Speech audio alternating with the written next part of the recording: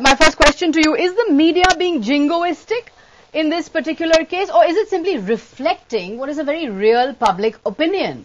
Look, I think obviously public opinion is at its wit's end. I think people were very outraged by what happened in Bombay, but there's no doubt in my mind that the media has contributed to heightening the sense of helplessness, insecurity and jingoism in society.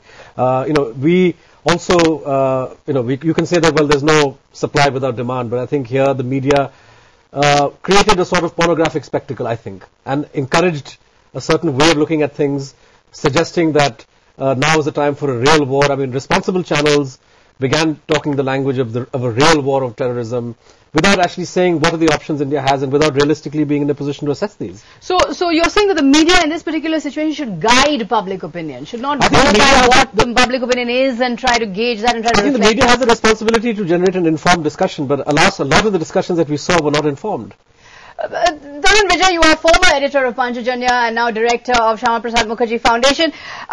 Your party, the BJP, the Sangh Parivar, have you in some senses, the nationalist party, given journalism a bad name? That is to be rational, to call for diplomacy, to call for negotiation. You decry as minority appeasement, as weak, as pacifist, as Manmohan Singh as a weak prime minister.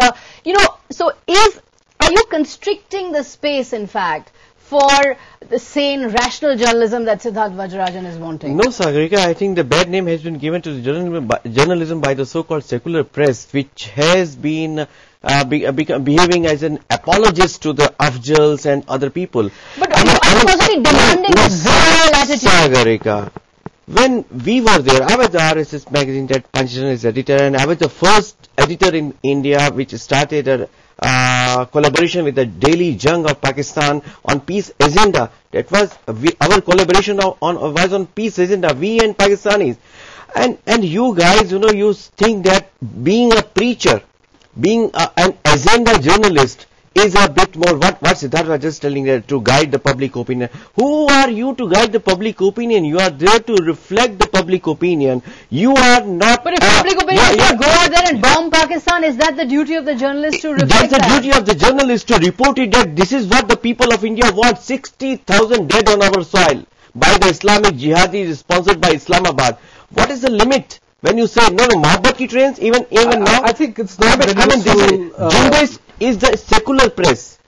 So why call it jingoism? This is nationalism, a very real reaction to what is going on. The press is simply reacting to the public opinion. I don't think so. I mean, if you compare the situation to 2001, 2002, when you had a situation where the government had mobilized forces and was in a sense trying to sell the idea of conflict to the public, I think there the media was relatively more restrained. Here, you see the government actually taking a fairly restrained stand. I mean, in all the utterances of the Prime Minister or Foreign Minister, never have I seen any statement by them in the last 3 weeks advocating war. The media would put a mic in the minister's face and say, "Bataiye, what are the all options on the table?"